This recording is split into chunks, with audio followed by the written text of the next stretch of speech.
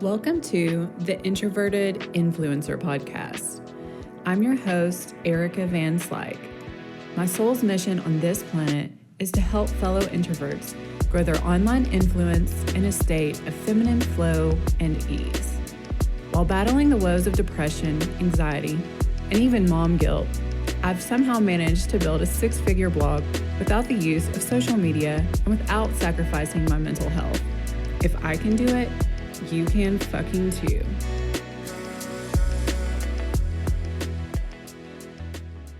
Hey y'all, welcome back to episode 6 of the Introverted Influencer Podcast. I'm going to try to get through this podcast without coughing. I'm having really bad seasonal allergies and I keep having these coughing fits where my throat gets tickly, so whatever. Oh my God, how it feels good to be sitting here in a proper office. I am excited to announce that my family and I just finished a long and stressful move into our dream home this weekend. And I say stressful not because I'm a brat that's taking this for granted, but because while we're in the process of moving, a gnarly stomach bug ravaged the family and it made the move damn near impossible, like literal shit show and puking. But we're all healthy now. It's funny because back when we were living at our old house, my dining room doubled as my office and podcast studio. And now I have a proper room dedicated just for boss mode, and it overlooks the freaking lake, y'all. It's actually a mid-century modern home located on an eagle reserve. And my God, I am just pinching myself. Never in my life did I ever think I could afford to live in a home this nice. And my 2-year journey to manifesting my dream home has finally materialized. I am proof that aligned action blended with woo-woo spiritual practices really do freaking work. And you better follow along on Insta stories at Designing Vibes because I'm sharing all the behind the scenes of my house. So today's episode is titled SEO, the Art of Bullshit. But before I get into the meat of today's lesson, I want to make sure that we're all on the same page. Now, for those of you who have been blogging or own a website, I'm sure you already know what SEO is. But for those of you who don't, let me just briefly break it down.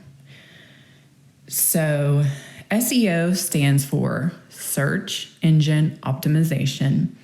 And in layman's terms, it basically encompasses all the actions required to get your website to show up as a top result in a search engine, with Google being the most popular search engine.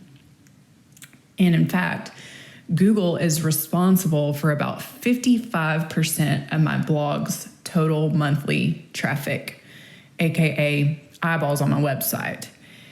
And with my passive income business model, with a significant portion of it relying on advertising revenue, my earnings in general heavily rely on eyeballs. Now, maybe it's easy for me to say since I come from an SEO background. I was a professional SEO consultant when I still had a 9-to-5, but I get so sick of seeing people overcomplicate this tool. I just think it's a shame when I see creatives get so wrapped up in the techie business side of things that they dampen their creative genius and basically suck all of the joy out of being a creative entrepreneur. Now, yes, in the beginning, there will be a bit of a learning curve. For you newbies, I highly recommend investing in some SEO course or training. And yes, it's important to keep in the know of any algorithm updates that the almighty Google loves to impose.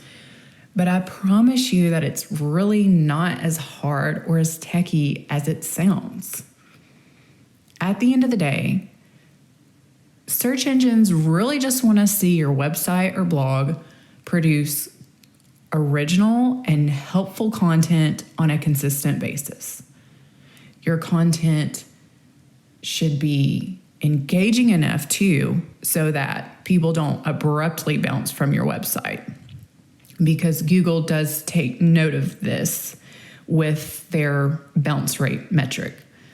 So you need to consistently produce content that serves your audience, and people will stay on your site for at least longer than like a minute or two. Now, I am not one for following rules in business. Hell, if I was going to follow rules, I would be in a freaking cubicle slaving away for someone else. But I did follow some rules for the first, I would say, 4 years of my blog. I gave myself 2 rules. Rule number 1, produce 1 helpful blog post once a week with thorough copy and plenty of bright, clear, relevant photos. And number 2, my second rule, keep my content super niche. So for a while, I was strictly just producing DIY and interior design content. And this was all to show Google that my blog was helpful and an authority in the field of DIY/home decor.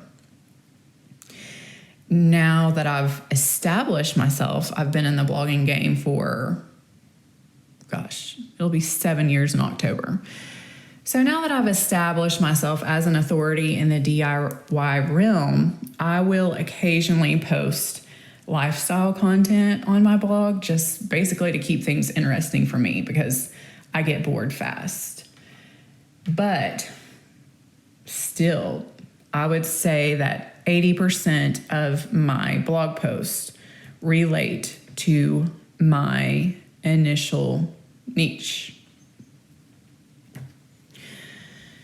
And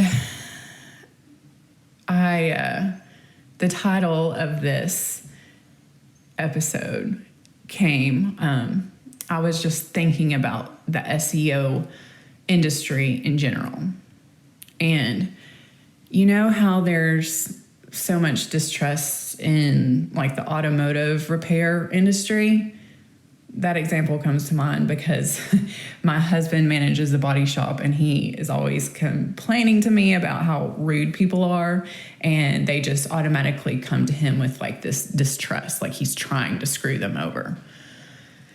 Well, as far as I'm concerned, what I have viewed in my professional experience in the SEO world, SEO is getting to this point as well.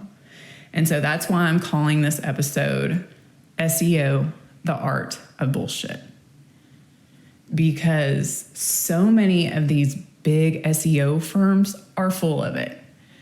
When I consulted businesses back in the day on their SEO strategy, it freaking infuriated me to see how some of these big SEO firms were charging like a ridiculous monthly premium and not doing anything for their customers.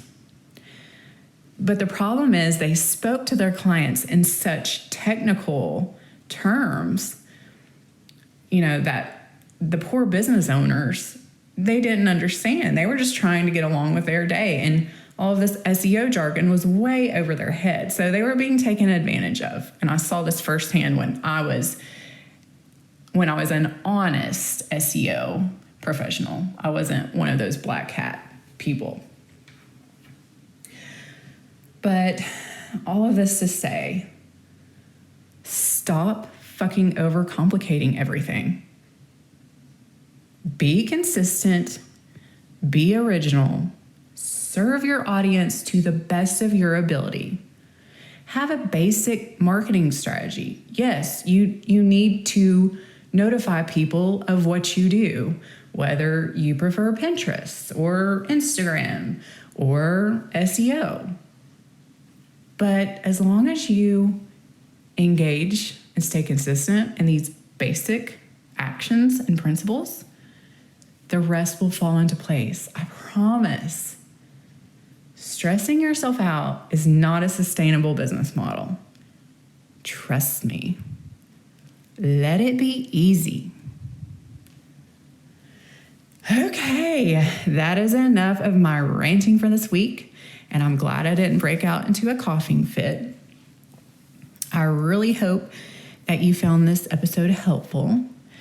I make no money from this podcast whatsoever, so the biggest way you can show your support is by leaving me a 5-star review on whatever podcast platform you're using, or sharing this episode with a friend or on social media.